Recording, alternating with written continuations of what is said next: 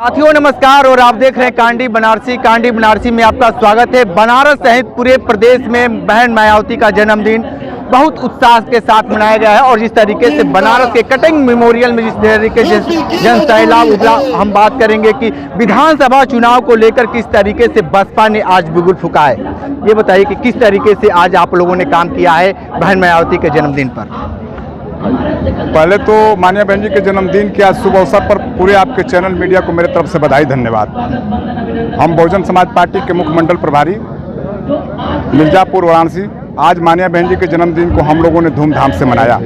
जन कल्याणकारी दिवस के रूप में मनाया गया और माननीय बहन जी को हम लोग इसलिए मनाए कि माननीय बहन जी को हर साल मनाते हैं, लेकिन हम लोग 27 में शपथ ग्रहण ले लिए हैं कि तमाम सरकारें बनी और सरकार में तमाम हमारे गरीबों, दलितों, पिछड़ों, सज्जनों समाज के लोगों को धोखा मिला और धोखा को देखते हुए हम लोग कहीं ना कहीं माननीय बहन जी को सरकार में पुनः वापस नहीं करेंगे तो तमाम हमें छलवा जो किया जा रहा है उससे बचने की ज़रूरत है और मेरा अधिकार का हनन हो रहा है। इस जन्मदिन में आज ही बिगुल फूंका गया कि हम लोग 27 में माननीय बहन जी को इस जन सैलाब के तहत सरकार बनाएंगे।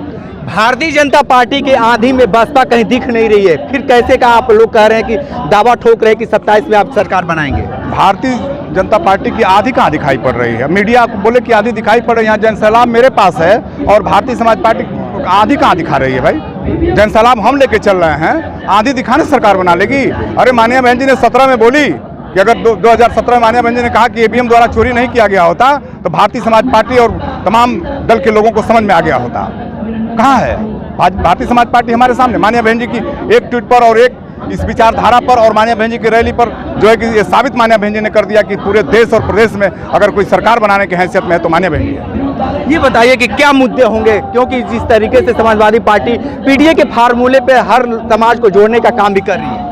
परिवार डेवलपमेंट पार्टी को हम कैसे कह दें जहाँ परिवार के लोग 6 सांसद हैं और बहुजन समाज पार्टी में 6 सांसद यादव बने, बालचंद रमाकांत, उमाकांत, बालचंद मित्र सेन, बालेश्वर, तमाम हमारे इस दल में बनाया गया ओबीसी के, और वहाँ परिवार डेवलपमेंट की पार्टी कहती है कि हम सरकार बना लेंगे। 17 में, 22 में, 19 में सरकार बनाने के पक्ष में कहाँ समाजवादी बना पाएगी? समाजवादी पार्टी सरकार कहाँ बना पाएगी? केवल हमको और आपको धोखा देने की काम कर रही है, केवल परिवार के विकास में लगी है और कहीं ना कहीं भाजपा का अगर बी टीम है तो समाजवादी पार्टी है। आप बताइए कि जिस तरीके से आज बिगुल फूंक चुके हैं और भी बनारस के सरजमी पर, ये बहुत बुद्ध की धरती भी है और जिस तरीके से आप लोग बसपा को बहुत मजबूत करने में जुटे हैं, तो क्या लगता है जो फार्मूला 2027 को लेकर किस फार्मूले पे आप चुनाव मैदान में आ रहे हैं? देखिए, कोई फार्मूला नहीं है। ये भारत देश हमारा है और इस देश का अधिकार, देश पे अधिकार आम नागरिकों का है और आम नागरिकों का दल बहुजन समाज पार्टी है। जो बहुजन समाज पार्टी बहन कुमारी मायावती जी ने अपने शासनकाल में एक आम व्यक्ति के जीवन स्तर को ऊंचा करने का काम किया, उनके बच्चों को अच्छी शिक्षा दे करके उनको रोजगार की तरफ उन्मुख करने का काम किया, जिस तरीके से उनको नया अवसर देने का काम किया, वो आज तक भारत के राजनीति में कोई सत्ता ऐसा नहीं कर पाई। बड़े पैमाने पर देखे होंगे कि भारतीय संविधान के आधार पे जो देश में प्रावधान बने हैं सभी वर्ग के लिए, अगर बहुजन समाज पार्टी नहीं होती तो पिछड़े समाज का राजनीतिक पहचान नहीं मिल पाता, चाहे वो राजभर समाज हो, चाहे यादव समाज हो, चाहे मौर्य समाज हो, चौहान समाज हो, बिंद समाज हो, कोई भी पिछड़ी जातियां हो, अगर उनको राजनीतिक पहचान मिले तो बहुजन समाज पार्टी की देन है। तो बहुजन समाज से बड़ा ईडीए पीडीए नहीं है। पीडीए का मतलब होता है परिवार डेवलपमेंट अथॉरिटी, और आप ये देख सकते हैं कि पीडीए का नारा देने वाले लोगों के परिवार में उनके स्वजाति यादव बंधुओं में उनके 6 सांसद हैं और 6 उन्हीं के घर के हैं। तो पीडीए का जो नारा देने वाला, जो सिद्धांत बनाने वाले लोग हैं, कहाँ से लाजमी है। बहुजन समाज पार्टी ऑलरेडी तमाम यादवों को विधानसभा और लोकसभा लड़ाने का काम करती बिना भेदभाव का। लेकिन एक बात बताइए कि 24 का जो फार्मूला था, जिस फार्मूले पे आप लोग चुनाव लड़ का, क्यों पवेलियन से बाहर चले गए आप? यस, आपका ये सवाल बहुत महत्वपूर्ण है कपूर साहब। और बहुजन समाज पार्टी किसी से हारी नहीं है। बहुजन समाज पार्टी को हराने के लिए साजिश किया गया। आप देखे होंगे कि 3 तरह से चुनाव लड़ा गया। पहला, बहुजन समाज पार्टी अपने कार्यकर्ताओं के बल पे मुस्तैदी के साथ चुनाव लड़ने का काम किया। दूसरी तरफ जातिवादी मानसिकता के लोग अलग दल बना करके लड़ने का काम किया। तीसरी तरफ एनडीए लड़ रही थी। तो ये एनडीए और इंडी गठबंधन की जो सोच थी, अगर ये पिछड़े समाज की हक रक्षा की बात करते देश में लोकतांत्रिक व्यवस्था बहाल करने की बात करते, देश में अमन चैन शांति कायम करने की बात करते, तो बहन जी को सम्मान सहित उनको बुलाना चाहिए, क्योंकि बहन जी कोई नया गठबंधन करने नहीं जा रही हैं। बहन जी ने पहला गठबंधन सरकार से तो लड़ रहे हैं, इंडिया गठबंधन के लोग रहे हैं, आप लोग तो कहीं रोड पे दिखाई नहीं दे रहे हैं, कोई आंदोलन भी नहीं दिखाई दे रहा है, तो 27 के जो रणनीति बना रहे हैं वो फार्मूला कहाँ दिख पाएगा? कपूर साहब, इस बात को जान लीजिए, जो आपका ये प्रश्न है ये आपका, क्योंकि आप एक स्वतंत्र पत्रकार हैं, हम लोग जानते हैं कि बनारस में बेबाकी से और निष्पक्ष से जो बात करते हैं कोई नहीं करता है, लेकिन जो गोदी मीडिया का ये एक संदेश जाता है कि बीएसपी खत्म हो गई, आंदोलन नहीं कर रही है, बीएसपी कहीं दिख नहीं रही है, बीएसपी चुनाव नहीं लड़ रही है, तो मैं उन गोदी मीडिया को ये आपके चैनल के माध्यम से बताना चाहता हूँ कि बहुजन समाज पार्टी वह ताकत है कि अकेले विधानसभा चुनाव लड़ी तो 20,000 से लेकर 45,000 तक 65,000 तक वोट पाने का काम किया, सिंगल किसी एक जाति विशेष का। जो आम्बेडकरवादी समाज के लोग हैं, हर समाज के लोग, उन्होंने साथ दिया, लेकिन आप पूरे दल को मिलाकर के चुनाव लड़ने के काम के परिणाम क्या रहा। और आप देख सकते हैं कि जब गोदी मीडिया बात करती है कि बीएसपी खत्म हो गई, कहीं लड़ नहीं रही है, तो देश के किसी भी मुद्दे पे जो माननीय बहन जी के संज्ञान में आता है और बहन जी को ट्वीट करती हैं तो केंद्र की सरकार हरकत में आ जाती है, और जिनके पास सांसद विधायक विपक्ष बैठे हुए हैं उनकी कोई हैसियत नहीं है। और जब लोगों ने देश में फैलाने का काम किया कि बीएसपी खत्म हो गई, तो आप देख सकते हैं कि 9 अक्टूबर परम पूज्य मानव कांशीराम साहब की पुण्यतिथि पे 9 अक्टूबर 2025 में लखनऊ में कुछ करने का काम किया हमारा बहुजन समाज पार्टी का गरीब कार्यकर्ता, चटनी रोटी लेकर के उस लखनऊ की रैली पहुंचने का काम किया। आप देख सकते हैं ऐतिहासिक जो आंदोलन या प्रदर्शन या सभा हुआ, भारत में ऐसा कोई राजनीतिक दल सभा नहीं कर पाया। माननीय प्रधानमंत्री जी की सभा होती है तो कर्मचारी को बैठा के होती है, लेकिन बहन जी की सभा 20 लाख लोगों की सभा किया, केवल सिंगल आम नागरिकों का। ये ताकत बीएसपी का है। बीएसपी दिखाने काम नहीं करती है, बीएसपी प्रदर्शन करने काम नहीं करती है, बीएसपी समाज निर्माण करने काम करती है और आम आदमी के हक हिस्से का मुकम्मल व्यवस्था करने की बात करती है। ठीक है, ये बताइए कि जिस तरीके से आप लोग एक नया बिगुल फूंक चुके हैं इस 27 को लेकर, लेकिन जिस तरीके से लगातार ये कहा जा रहा है कि 2047 तक बीजेपी रहेगी, केंद्र में, प्रदेश में योगी आदित्यनाथ रहेंगे। देखिए, उस समय केंद्र और प्रदेश की सरकार किसके हाथ में, कौन चला रहा है ये आप जाने।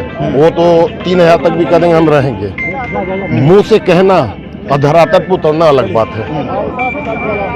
तो फिर रणनीति किस तरीके से बना रहे हैं? जिस तरीके से आप लोगों की संख्या तो बहुत जुटा लेते हैं, लेकिन वोटों में तब्दील नहीं दिखाई दे रही है। भाई साहब, आपको मालूम होना चाहिए कि देश की तीसरी बड़ी पार्टी कौन सी है, आपको मालूम है?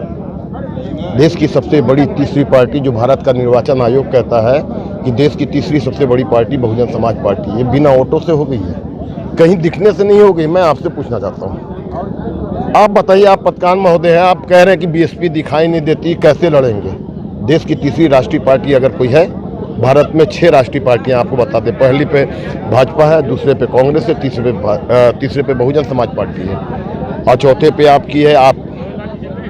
इस तरह की तो आप कहते हैं कि बीजेपी के या बीएसपी के, किस तरह से लड़ेंगे? लड़ने का तरीका, हम बहुजन के लोग हैं, हम रोडों पे आंदोलन नहीं करते हैं, हम जनहित की बात डीएम से चढ़ के बात करके करते हैं, हम चक्का जाम करके नहीं करते। बहुजन का एक इतिहास है, बता दीजिए कि आप लोग कहते हैं कि बहुजन कहीं दिख नहीं रही है, कभी हमें बता दीजिए बहुजन समाज पार्टी के लोगों ने रोड पे चक्का जाम किया, अपना शक्ति प्रदर्शन किया?